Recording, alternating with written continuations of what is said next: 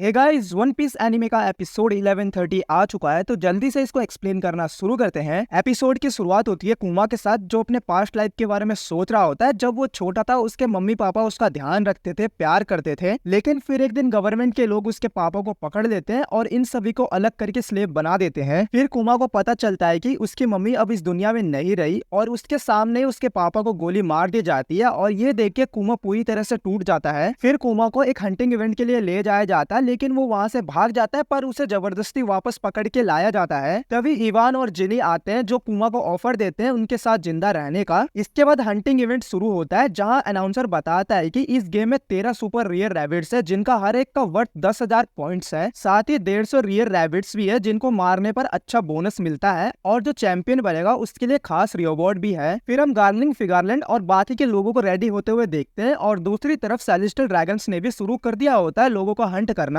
ये देखकर नॉर्मल लोग डर के मारे रोते हुए भाग रहे होते हैं, पर सेलेस्टियल ड्रैगन्स उन्हें बिना रुकावट के हंट करते जा रहे होते हैं। वहीं कुमा, जिनी और इवान मिलकर टीम बनाते हैं अपना प्लान सक्सेसफुल करने के लिए और भाग रहे होते हैं, और ये सब कुछ सैटर्न भी देख रहा होता है। फिर सीन नेवी हेडक्वार्टर्स पर शिफ्ट होता है, जहाँ एक एडमिरल फोन पर गार्प को बोल रहा होता है गॉड वैली आइलैंड पर जाने के लिए, लेकिन गार्प मना कर देता है क्योंकि वहाँ सेलेस्टियल ड्रैगन्स अपने स्कूल ट्रिप के लिए गए होते हैं। इसके बाद हम रॉजर पायरेट्स को सेल करते हुए देखते हैं, जिनके पीछे और भी बाकी के पायरेट्स निकल पड़ते हैं। इधर आइलैंड पर सेलेस्टियल ड्रैगन लोगों को कंटिन्यूअसली हंट कर रहे होते हैं। तभी कुमा को एक एरो लगता है, पर वो फिर भी भागकर एक छुपने वाली जगह पर चले जाता है। फिर इवान सबको समुद्र की तरफ दिखाते हुए कहता है, यहाँ इतने सारे नेवी शिप्स है जो पूरे आइलैंड को घेर रखे हैं, इसलिए यहाँ से कोई भी बाहर नहीं जा सकता है, और यहाँ जो क्रूलिटी हो रही है उसको हिस्ट्री से मिटा दिया जाएगा। फिर इवान कहता है ये एक मौत का खेल है, जिसमें आइलैंड के लोकल लोगों को मारा जा रहा है उनके रिसोर्स के लिए, और इस आइलैंड पर लगभग 1 लाख रैबिट्स हैं, जो शायद से 3 हफ्तों में खत्म हो जाएंगे, और उसके बाद ये कंपटीशन भी खत्म हो जाएगा। तो एक आदमी पूछता है, अगर हम 3 हफ्तों तक सरवाइव कर लेते हैं तो क्या हम बच जाएंगे? जवाब में इवान कहता है, नहीं, इससे पहले के कंपटीशन में कोई भी सर्वाइवर नहीं बचा था, तो वो हमें कैसे छोड़ देंगे? उनके लिए लोगों को मारना एक गेम जैसा है, इसलिए ये सोचना बंद करो कि हमें इस गेम में सर्वाइव करना है, बल्कि ये सोचो कि हम इस गेम से कैसे भागेंगे। इसके बाद हम गार्लिंग को देखते हैं, जो रियर रैबिट्स को मारकर 1 लाख पॉइंट्स कलेक्ट कर चुका होता है, और ये पूरा कंपटीशन लाइव मैरिजुआज में दिखाया जा रहा होता है। इसके बाद एक फिशमैन आता है और कुमा के ग्रुप के सभी लोगों के चैन्स को अपने दांतों से तोड़ देता है, और जिनी नेवी के ट्रांसपोंडर स्नेल को यूज करके इन्फॉर्मेशन लीक कर चुकी होती है, और वो देख रही होती है कि नेवी या पायरेट्स में से किसी ने रिस्पॉन्स दिया है या नहीं। तो सब लोग जिनी से पूछते हैं, तुम कर क्या रही हो? तो जिनी कहती है, मैं एक इन्फॉर्मेशन को मैनिपुलेट कर रही हूँ, क्योंकि इस कंपटीशन का प्राइज हमारे भागने की चाबी है। क्योंकि इस कंपटीशन का प्राइज है 2 मिथिकल टाइप डेविल फ्रूट। एक का यूजर ड्रैगन में बदल सकता है, और दूसरे का यूजर अपने साथ बाकी लोगों को दूसरे आइलैंड तक उड़ा सकता है। तो इवान कहता है, अगर हमें इन दोनों में से कोई भी एक डेविल फ्रूट मिल जाएगा तो हम यहाँ से बचकर निकल सकते हैं। फिर एक बंदा बोलता है, पर ये प्राइज तो आइलैंड के सेंटर में है, वहां तक पहुंचने से पहले ही हमें मार दिया जाएगा। फिर जिनी कहती है, मैं ट्रांसमिशन, वायर टेपिंग और चोरी करने में एक्सपर्ट हूँ। मैंने 2 हफ्ते पहले ही आइलैंड की इन्फॉर्मेशन को लीक कर दी थी, इसलिए कुछ ही टाइम में पायरेट्स की टोली आने वाली है, और तब हमारा चांस बनेगा। लेकिन इस ऑपरेशन को पूरा करने के लिए हम में से किसी को डिकॉय बन के सेलेस्टियल ड्रैगन्स को अपनी तरफ अट्रैक्ट करना पड़ेगा। तो इसके लिए अपना कुमा मान जाता है, क्योंकि वो किसी और को मरते हुए देखना नहीं चाहता है, और ये देख के अपना इवान भी काफी खुश होता है। तभी एक नेवी शिप पर रॉक्स पायरेट्स अटैक कर देते हैं और उसे ब्लास्ट कर देते हैं। ये देख के नेवी भी उन पर अटैक करने लगती है, पर रॉक्स पायरेट्स इन सभी शिप्स को डिस्ट्रॉय करके आइलैंड तक पहुंच जाते हैं। और यहाँ हम रॉक्स पायरेट्स के सभी मेंबर्स को देखते हैं, जो इस आइलैंड पर ट्रेजर के लिए पहुंच चुके हैं, और ये सीन बहुत बैडएज होता है। तभी और भी पायरेट्स आने लगते हैं, और नेवी को रिपोर्ट मिलती है कि रॉजर पायरेट्स भी आइलैंड में एंटर कर रहे हैं, और ये सीन भी बहुत मस्त होता है। इन सभी को देखकर गार्लिंग हॉली नाइट्स को ऑर्डर देता है सेलेस्टियल ड्रैगन्स को गार्ड करने के लिए। आइलैंड पर पायरेट्स ने केओस मचा दिया होता है। ये देखकर इवान कुमा को कहता है, हमें सबसे पहले प्राइज को ढूंढना है, तो जल्दी चलो। फिर नेवी सोल्जर्स रिपोर्ट देते हैं कि यहाँ रॉक्स पायरेट्स और रॉजर पायरेट्स एक साथ आ चुके हैं, और हम इन दोनों को एक साथ ज्यादा देर तक होल्ड नहीं कर सकते हैं। और तभी नेवी की बैकअप भी आ जाती है, जिसमें गार्प अपने पूरे टीम के साथ आ जाता है। आइलैंड पर केओस मचा हुआ था, इसलिए सेलेस्टियल ड्रैगन्स वहां से निकलने लगे, पर इसी बीच कुमा और इवान ने ट्रेजर चुरा लिया और वहां से निकलने लगे। और एक कमरे में उन्होंने दोनों बॉक्स में से डेविल फ्रूट्स को निकाले, और खाने ही वाले थे कि वहाँ बिग मॉम आ जाती है और इवान को पेलकर उससे डेविल फ्रूट्स को छीन लेती है। फिर बिग मॉम कुमा से भी डेविल फ्रूट मांग रही होती है, तब बीच में इवान आकर कुमा को बोलता है, जल्दी से इस डेविल फ्रूट को खा लो, नहीं तो तुम भी नहीं बच पाओगे। ये सुनकर कुमा तुरंत ही डेविल फ्रूट को खा लेता है और भागने लगता है, और तभी पीछे से सैटर्न आकर कुमा पर अटैक करके उसे गिरा देता है, और उसको कहता है, तुम्हारी जिंदगी बस गुलामी करके मरने के लिए बनी है। इसके जवाब में कुमा बोलता है, अगर तुम पैदा हुए हो बस गुलामी के लिए, तो तुम्हारा पैदा होने का कोई भी फायदा नहीं है। अगर मेरे पास कोई पावर होती जैसे नीका के पास थी तो मैं जितने हो सके उतने लोगों को बचाता। ये सुनकर सैटर्न कहता है इसलिए तुम जैसे लोगों को मरना चाहिए। फिर हम सॉर्वेट किंगडम को देखते हैं जहाँ इवान न्यूज़पेपर पढ़ रहा होता है। न्यूज़पेपर में गार्ग की कहानी होती है जिससे पढ़कर इवान को काफी गुस्सा आ जाता है। फिर इवान बोलता है पता नहीं उस आइलैंड का क्या हुआ होगा, और वहीं कुआं भी प्रेयर कर रहा होता है पर वो थोड़ा सा निराश होता है क्योंकि वो सोच रहा होता है कि वो आइलैंड पर और भी लोगों को बचा सकता था। तो जवाब में इवान उससे कहता है भाई तुमने उस केओस में भी 500 से ज्यादा लोगों को बचाया, यही बहुत बड़ी बात है। फिर इवान कुमा को कहता है तुम्हारे हाथों ने लोगों को बचाया, ये लिबरेशन का हाथ है। ये सुनकर कुमा को अपने पापा की याद आ जाती है और इसके कुछ दिनों के बाद इवान वहां से निकल जाता है समुद्र में सेल करने के लिए और जीनी कुमा के साथ रुकने का फैसला करती है। अब जीनी कुमा से कहती है मैं तुमसे 4 साल बड़ी हूँ तो मेरी जिम्मेदारी है तुमको मैं खिलाऊं। फिर वो लकड़ी काटने के लिए निकल पड़ती है पर वो जैसे ही कुल्हाड़ी उठाती है वो गिर जाती है। ये देख के कुमा उसकी हेल्प करता है लकड़ी काटने में और ये दोनों लकड़ी काट के अपने घर जाते हैं। तो जीनी कुमा से कहती है अब से हम चोरी चकारी को छोड़कर पैसा कमाएंगे। और रास्ते में इन दोनों को 2 बच्चे मिलते हैं जिनमें से एक बच्चा कुमा से पूछता है तुम यहाँ के तो नहीं लगते, तुम कितने साल के हो? तो जवाब में कुमा बोलता है मैं 9 साल का हूँ। ये सुनते ही ये दोनों बच्चे कुआ पर पत्थर मारने लगते हैं। तब गिनी आती है और इन दोनों बच्चों की अच्छी तरह से धुलाई कर देती है और इनके सर पर आलू उगा देती है और ये बच्चे दर्द के मारे रोने लगते हैं। पर कुमा इनको शांत करवाते हुए अपनी पावर को यूज करके इनके दर्द को निकाल देता है और बच्चे खुश होकर कुमा के दोस्त बन जाते हैं। इसके बाद जिनी और कुमा साथ में खाने बैठते हैं और बहुत ज्यादा खुश होते हैं। और खाने के बाद जिनी कुमा से पूछती है तुम किस एज में स्लेव बने? तो कुमा बोलता है मैं 4 साल की एज में स्लेव बना था। तो जिनी भी थोड़ा खुश होते हुए बोलती है मैं भी सेम एज में स्लेव बनी थी। तो कुमा बोलता है इसमें खुश होने वाली बात क्या है? तो जिनी यहाँ पर रोने लग जाती है और जिनी को देखकर कुमा को अपना पास्ट याद आ जाता है और वो सोचने लगता है अगर उसके मम्मी पापा यहाँ पर होते तो वो जिनी के साथ जैसे रह रहा है वो अभी अपने मम्मी पापा के साथ भी वैसे रह रहा होता। फिर कुमा जिनी को देखता है जो उससे पूछती है आज खाने में क्या बनाओगे? तो कुमा मुस्कुराते हुए बोलता है जो तुम्हें अच्छा लगे। और ये सोचकर कुमा भी रोने लग जाता है और लास्ट में जिनी कहती है मैं बहुत ज्यादा खुश हूँ। और यहीं पर अपना एपिसोड भी खत्म हो जाता है। वैसे तो मैं एपिसोड का रिव्यू देता नहीं हूँ पर यह एपिसोड मुझे बहुत ज्यादा पसंद आया। वन पीस के अभी तक के बेस्ट एपिसोड में से one of the best episode ये है। और भाई मैं क्या ही बोलूँ, आज के वीडियो के लिए बस इतना ही। मिलते हैं नेक्स्ट वीडियो में। अगर आपको वीडियो पसंद आई होगी तो प्लीज वीडियो को लाइक करना, शेयर करना, साथ में चैनल को सब्सक्राइब कर देना। Thank you guys.